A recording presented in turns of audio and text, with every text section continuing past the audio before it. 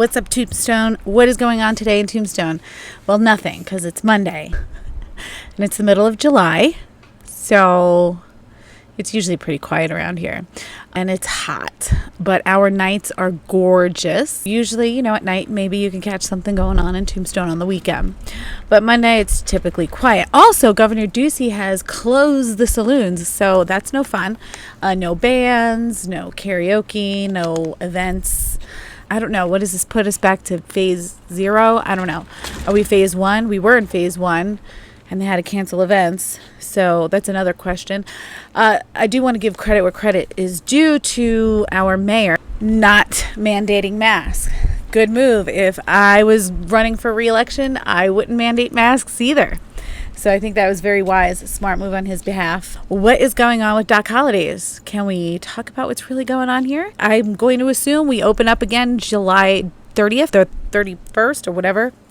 And then we're going to be in phase 1, which means we have to cancel the events. However, it seems there's a loophole. What we can do is we can protest, I don't know, something. We'll hold up some trendy signs right now, and then we could still have Doc Holidays and no one would be the wiser, and the celebrities will still come because they want a virtue signal, right? They want to be like, yeah, we're here for the protest, and that'd be great. I think that's a plan. All right, let's do that, because otherwise I don't see how we're going to be allowed to promote it as an event or anything like that. It's going to be kind of... We're going to talk about the poll for mayoral candidate, where we have I'm going to put that up for you. And you'll see of 181 participants. Now, I'm sure there's going to be a margin of error somewhere along the way, because some of these votes are probably from outside of the city. So for each of the candidates, overall, I think it's probably an accurate representation, right? So it shows Dusty, the incumbent Dusty Escapol, running for re-election at 96 votes. This is out of 181 votes. That's almost half the votes. It's pretty accurate, I think. Sherry Rudd at 15 votes and Steve McNeely at 70 votes. It's got Dusty at 53% of the votes. Sherry's only at 8% of the votes, and Steve McNeely at nearly 40%. So it is clear that one of the candidates is just splitting the vote. It's going to be really, really close.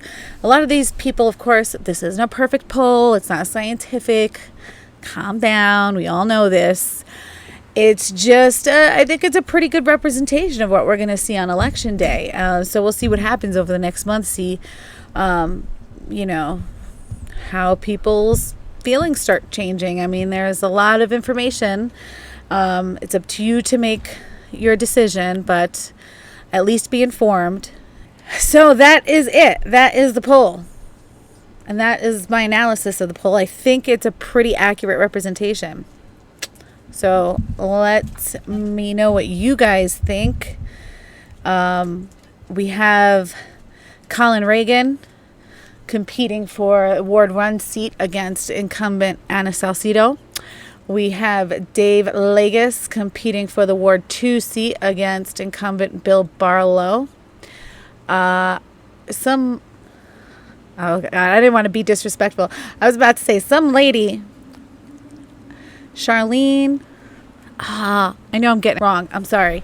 Anyway, she's competing for the Ward 3 seat with Brian Davis, the incumbent Brian Davis. And then, of course, the Ward 4 seat, it looks like it's going to go to Neubauer, lefty Neubauer, who is a relative of the current mayor, incumbent Dusty Escapol.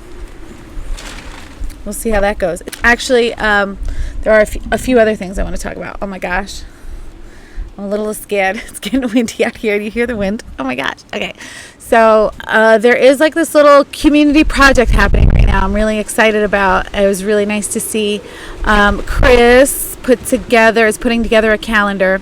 Every Wednesday and every Friday, people volunteer to cook a pan of food for the firefighters because they are volunteer and they go out on calls, they come back, they have to do their paperwork, they have to clean up, and they have nothing, like not even like a case of water waiting for them. So we need to take care of them. They do a really good job, and they're volunteers. We need to take care of them and figure out also what the schedule is for our volunteer rangers, our Arizona Rangers. They have some kind of meeting schedule too. We're going to figure that out. But for right now, Wednesdays and Fridays, Chris is taking names and meals and assigning dates for you to feed the firefighters. So we're going to do, for example, a pan of baked ziti and some salad. And we get enough people to volunteer to do this and assign them the dates.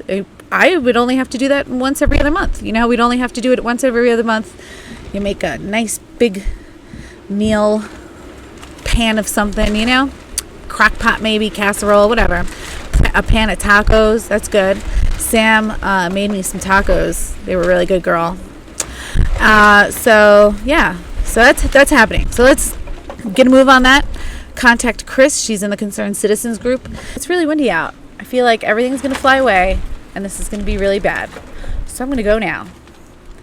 You guys have a wonderful day. Love ya.